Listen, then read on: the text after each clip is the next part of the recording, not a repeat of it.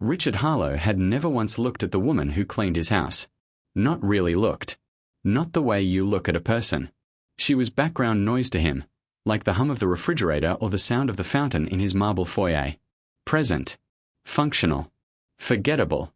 In 3 years of Elena coming to his Malibu estate every single morning at 7, Richard had learned exactly 2 things about her. Her name was on the payroll, and she kept his floor spotless. That was enough for him. It was a Tuesday in November when everything quietly, invisibly began to shift, though Richard wouldn't know that for another 19 months. He was sitting at the kitchen island in a $4,000 robe, scrolling through pre-market data on his phone, when Elena set his coffee beside him. No splash. No sound. Perfect, as always. She moved a step away, and that's when he heard it, a faint squeaking from the floor. He looked up, annoyed, as if the noise had personally offended him. He followed the sound down to her feet. The shoes were black flats, once professional, now ancient. The left sole had separated at the toe and someone, Elena, had pressed silver duct tape firmly across the gap to hold it together. The tape was neat. Deliberate. The effort somehow made it worse. Richard Harlow started laughing. Not a polite chuckle. Not an awkward, accidental smile. A real laugh, loud, sharp, the kind that fills a room and shrinks everyone inside it except the person laughing. Those shoes. He pointed directly at her feet, the way you point at something broken on the side of the road. Are you seriously wearing duct tape to work in my house? Elena stopped walking. She turned slowly and looked at him with an expression that gave absolutely nothing away. No embarrassment. No anger. No tears forming at the corners of her eyes the way he might have expected. Just a calm, steady stillness that, had Richard been paying any real attention, would have told him everything he needed to know about who this woman actually was. But Richard was not paying attention. I pay you enough, he said, leaning back on his stool, still smiling. Or maybe you're just too stupid to spend it right. From the doorway of the adjoining hall, his personal assistant Marcus had appeared, young, eager, permanently positioned within earshot. Marcus let out a short laugh, the way subordinates laugh at their boss's jokes whether they're funny or not. Elena said nothing. She looked at Richard for exactly 3 seconds. Then she reached for her cleaning cart, turned, and moved into the next room without a word. No slammed doors. No trembling lip. No dramatic exit. Just silence. And those shoes, squeaking faintly down the hallway until they disappeared. Richard picked up his phone and forgot about her before she reached the staircase.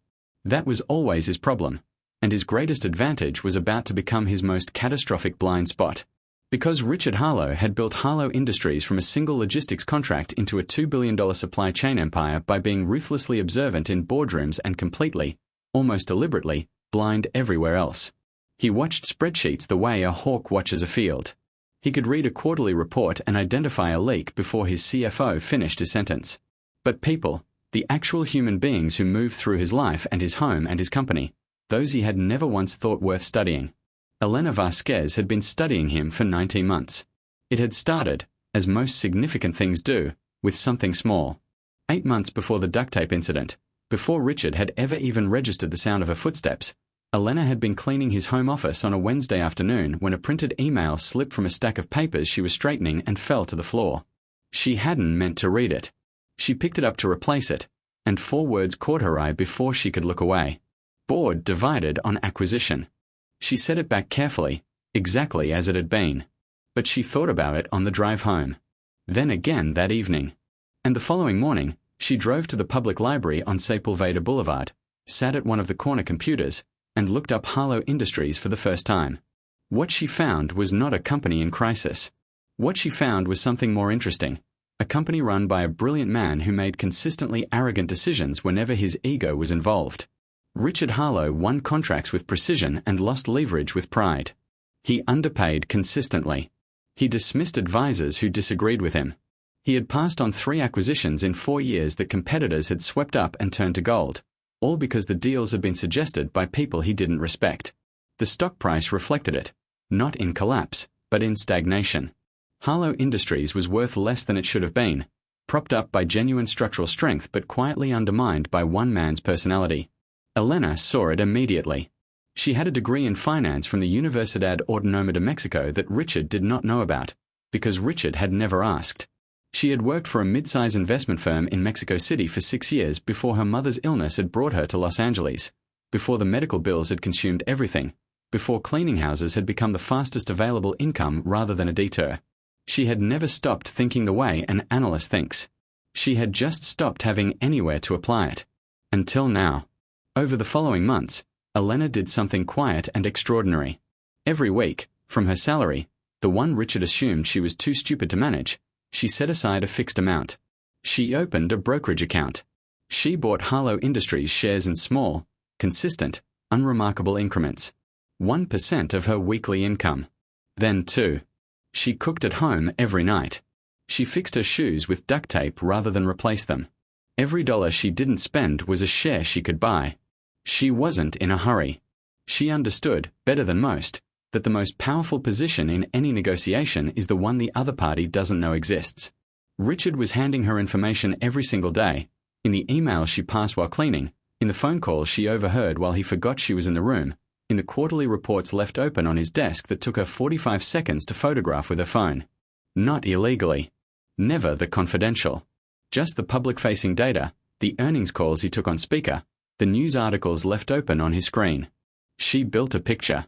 Month by month, the picture sharpened. And the stock kept underperforming, exactly as she'd predicted, every time Richard let his pride override his judgment. She kept buying. By the time Richard laughed at her shoes on that Tuesday in November, Elena Vasquez owned 4.3% of Harlow Industries. She had a spreadsheet at home, updated every Sunday evening, that mapped exactly what she needed, exactly how long it would take, and exactly what she would do when she got there. She needed 51%. Majority control. She was not close yet. But she was not discouraged either, because discouragement requires surprise, and Elena was never surprised by Richard Harlow. Every arrogant decision, every dismissed advisor, every past acquisition, she had modeled it. She had priced it. She had bought it. His contempt was, in the most literal financial sense, making her wealthy. That evening, she sat at her kitchen table in her small apartment in Inglewood. She made tea. She opened her laptop. She updated the spreadsheet, adding this week's purchases, adjusting the projection timeline, checking the board composition she'd been quietly researching. 14 months remaining, at current pace. She looked at the number for a long moment. Then she thought about the sound of his laugh in that kitchen. The way Marcus had smiled from the doorway. The finger pointed at her feet like she was something to be pitied. She didn't feel anger. Anger is expensive. It costs energy you need for other things. She felt, instead, a calm and absolute clarity. She closed the laptop, washed her cup, and went to bed at 10 o'clock. Her alarm was set for 6. She had a house to clean in the morning. And 19 months later, her attorney's message arrived on a Tuesday, the same day of the week, almost to the hour, that Richard Harlow had pointed at her shoes and laughed. Final transfer confirmed. Harlow Industries shares now under Elena Vasquez Holdings, 51%. Board meeting requested Monday.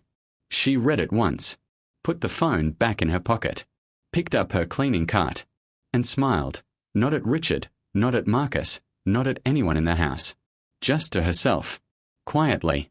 The way she had done everything else. The boardroom on the 42nd floor of Harlow Tower had floor-to-ceiling windows that looked out over all of Los Angeles.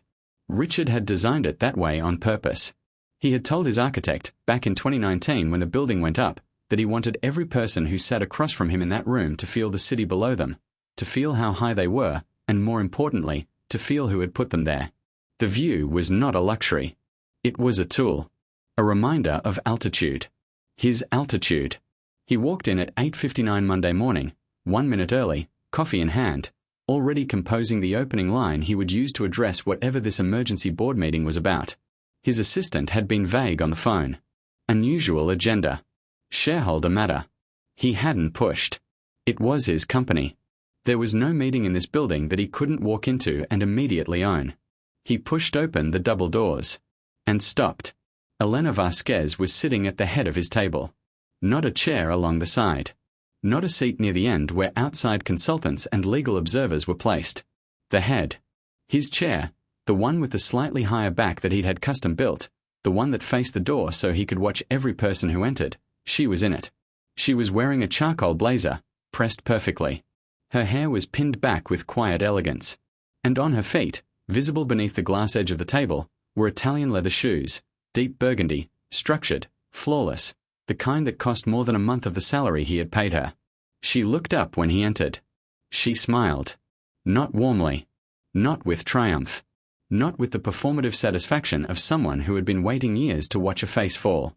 It was something calmer than that. The smile of a person who had known this moment was coming for so long that the moment itself was almost secondary to everything that had led to it. "Richard," she said. "Sit down, please." He didn't sit. Not immediately. He stood in the doorway of his own boardroom and did something he almost never did. He looked around the room, really looked, reading faces the way she had been reading everything for 19 months. 7 board members. All present. All watching him with the careful, neutral expressions of people who had already been briefed and had already made their peace with what was happening. His CFO, Gerald Park, had his hands flat on the table and his eyes directed somewhere near the window.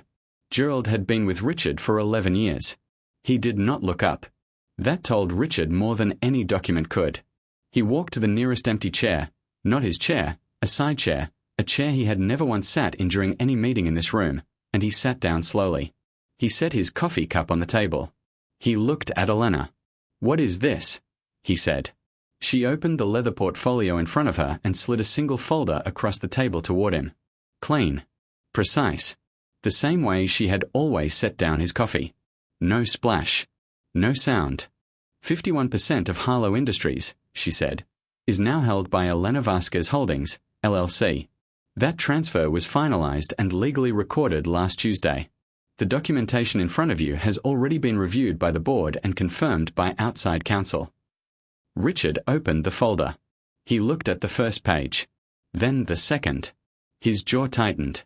"You can't," he started. 51% says I can."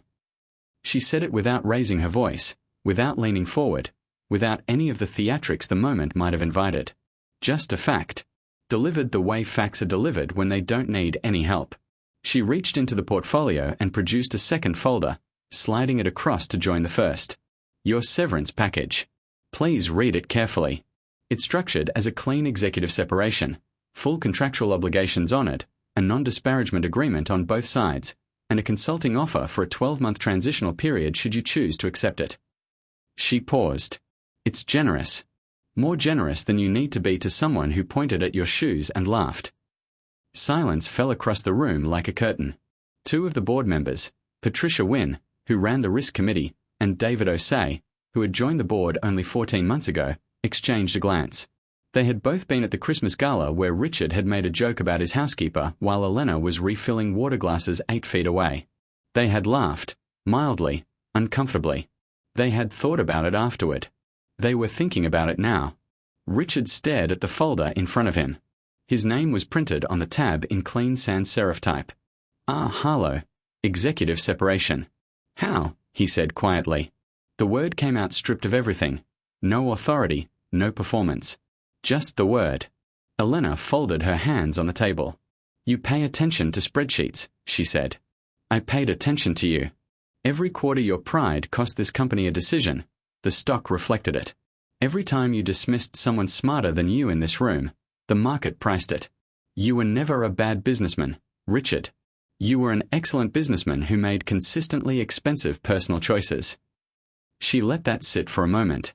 "I just bought the gap between what this company was worth and what it should have been. 1% of my salary at a time." He looked up at her then. Really looked, the way he had never once looked in 3 years of her being in his home.